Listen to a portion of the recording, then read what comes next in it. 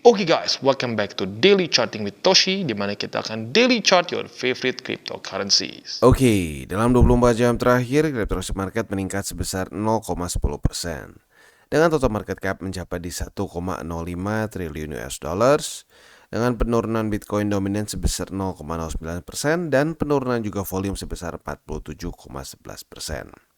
Untuk Bitcoin dia terjadi koreksi sebesar 0,15% dan kembali trading di angka 26.800-an. Ya, sepertinya Bitcoin masih punya masalah untuk bisa menembus 27.000 ya. Untuk Ethereum terjadi peningkatan tipis, lalu untuk BNB juga terjadi peningkatan 0,34. Nah, ini menyebabkan rata-rata altcoins meningkat sedikit lebih tinggi dibandingkan dengan Bitcoin ya, yang dimana dia terkoreksi pada hari ini. Jadi akhirnya Bitcoin dominance cenderung turun pada hari ini ya. Oke, selanjutnya kita akan geser ke economic calendar dan kita bisa di sini ya. Ini hari apa sih ya sekarang ya? Sekarang hari Minggu ya. Hari Minggu kita bisa lihat sesuai dengan pembahasan kemarin ya, memang tidak ada yang terlalu penting pada hari ini secara news. Jadi kita geser ke besok. Untuk besok tanggal 16 ya, hari Senin. Kita coba cek ada yang penting atau enggak dan ternyata enggak ya, hanya ada bintang 2 dan bintang 1 saja.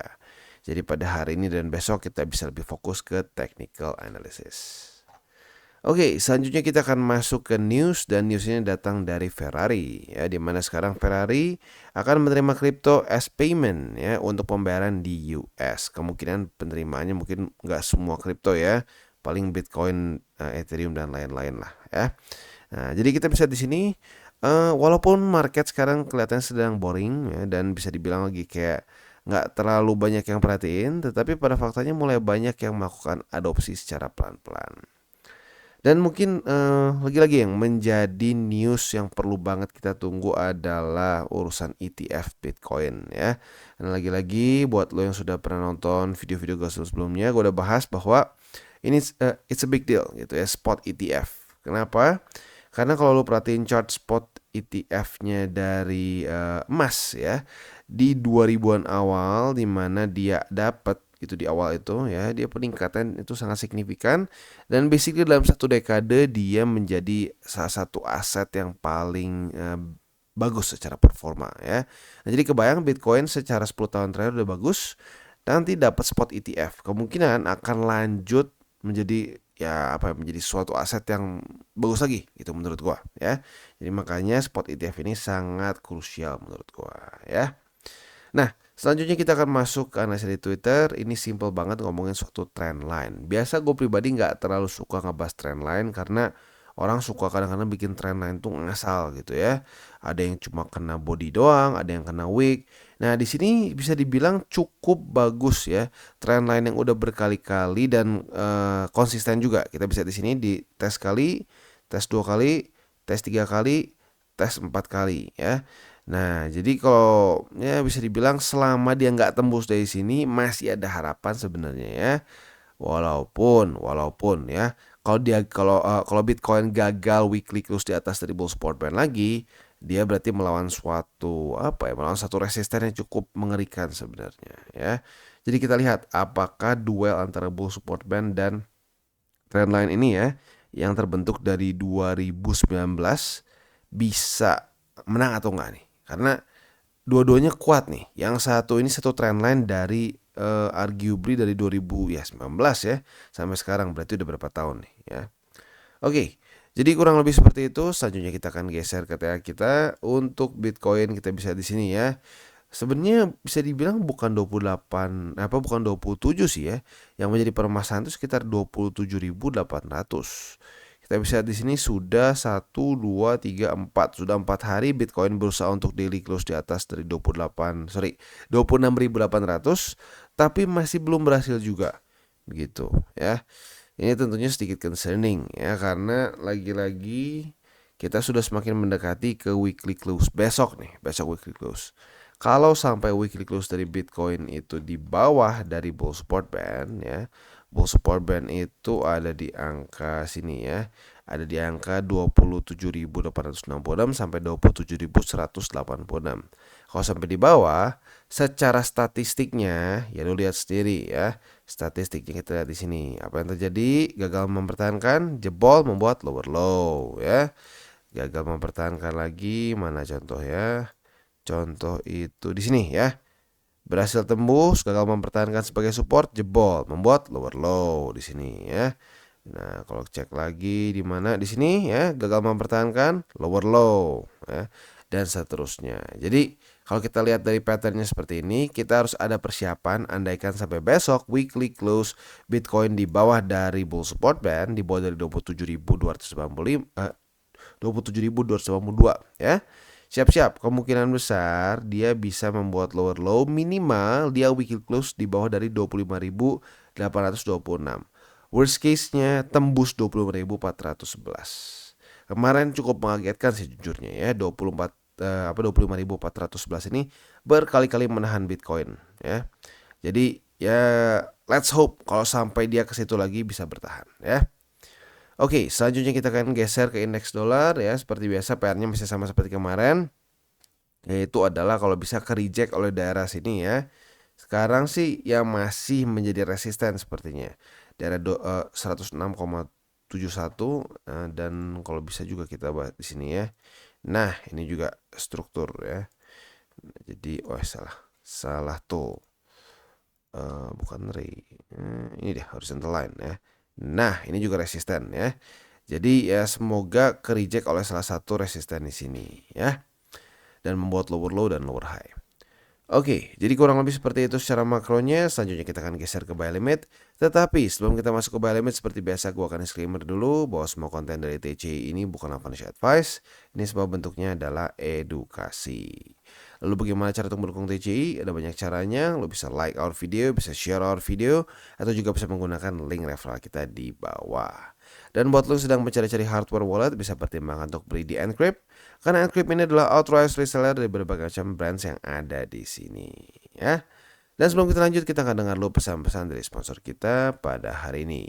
Oke, today's video is brought to you by Bybit. Dan pada hari ini Bybit sedang ada event yang cukup baru ya. Ini berlangsung dari tanggal 25 September sampai tanggal 20 Oktober. Di sini kita bisa menangkan berbagai macam hadiah. Yang pertama, token senilai 6.600 USD, ada MacBook, iPhone 15 dan juga motor Honda ya. Seperti apa event ini kita langsung bahas saja ya. Seperti yang gue bahas tadi, grand prize-nya adalah satu motor Honda, dan juga ada satu MacBook MacBook ya, dan juga ada satu iPhone 15 ya. Nah, cara penggunanya seperti apa? Super simple, ini cara bermainnya seperti Wheels of Fortune ya. Tinggal kita dapatkan tiketnya, kita klik mulai dan dia langsung otomatis mutar. Dan ini hanya untuk di Indonesia saja, jadi buat lo yang di luar dari Indo sayangnya tidak bisa mengikuti event ini ya. Dan hanya untuk pengguna yang sudah ter-KYC di akhir acara. Jadi pastikan buat lo yang mau ikutan acara ini KYC dulu ya. Nah, satu peluangnya ini sangat simple buat orang-orang yang masih baru pertama kali pakai Bybit ya. Lakukan deposit perdana dan juga deposit perdananya lebih dari 100 USD, lo bisa mendapatkan satu peluang untuk undian berhadiah. Selain itu juga buat lo yang perdagangan derivatif lebih dari 50.000 USD, secara volumenya juga bisa mendapatkan satu peluang. Satu peluang lagi apabila menembus 100.000, menembus 500.000 dan menembus 1 juta USD bisa mendapatkan 2 peluang dan seterusnya. Ya, jadi mungkin yang paling gampang ini ya. Buat lo yang belum punya akun di Bybit boleh pertimbangkan untuk ikutan event ini ya. Jadi kurang lebih seperti itu. Oke, dan sekarang kita masuk ke Bitcoin. Untuk Bitcoin posisi spotnya masih sama ya. Tinggal tersisa di buy limit ketiga yaitu di MA50 ya. Nah, MA50 ini di angka 26.668. Untuk posisi futuresnya kita masih pegang posisi long nih dari tanggal 12 Oktober kemarin.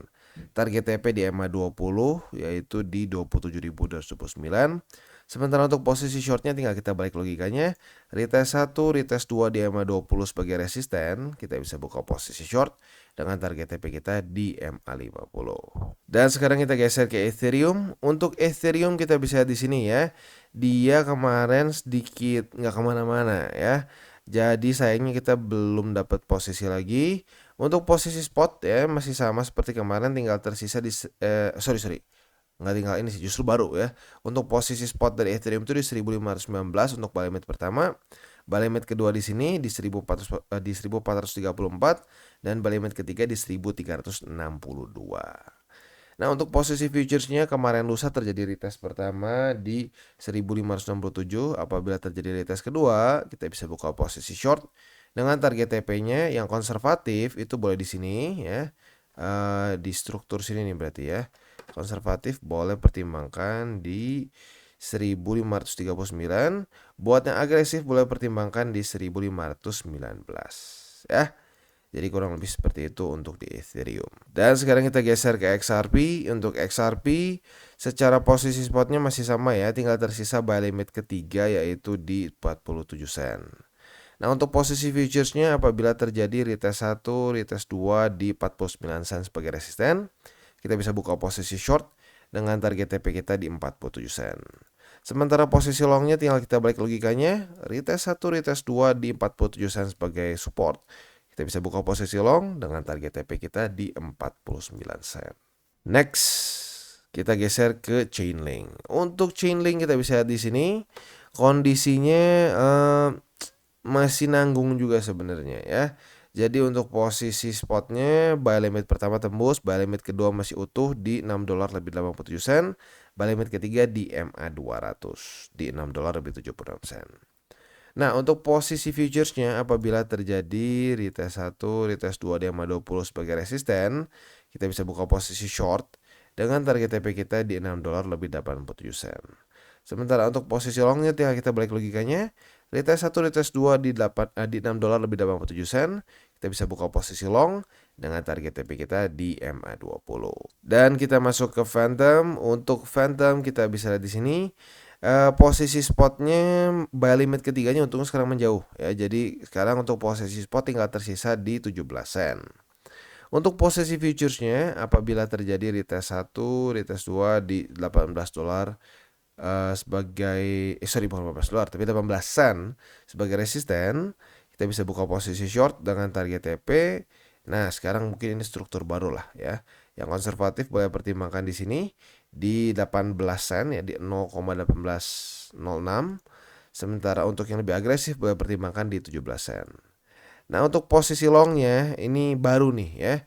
Mungkin bisa pertimbangkan di sini apabila terjadi retest 1, retest 2, kita bisa buka posisi long dengan target TP kita di 0,1880. Oke guys, jadi itu adalah akhir dari segmen DCWT kita pada hari ini. Dan jangan lupa bagi kalian yang merasakan manfaat dari segmen ini, jangan lupa untuk share ke teman-teman kalian. Dan apabila lu pengen mensupport channel kita, ya TCI, jangan lupa untuk menggunakan link referral kita di bawah. Nggak wajib ya, tetapi apabila lu menggunakan link referral kita di bawah, ada macam-macam ya, dari Bybit, Huobi, Maxi, toko kripto, dan banyak lagi ya. Ya, walaupun nggak wajib, tapi kalau menggunakan link referral kita, lu secara langsung membantu perkembangan dari TCI. Dan satu lagi, jangan lupa juga untuk join Telegram group kita, di mana kita bisa ngobrol-ngobrol santai mengenai dunia cryptocurrency secara dua arah. So, jangan lupa untuk like, subscribe, klik the bell icon, and see you on the next video.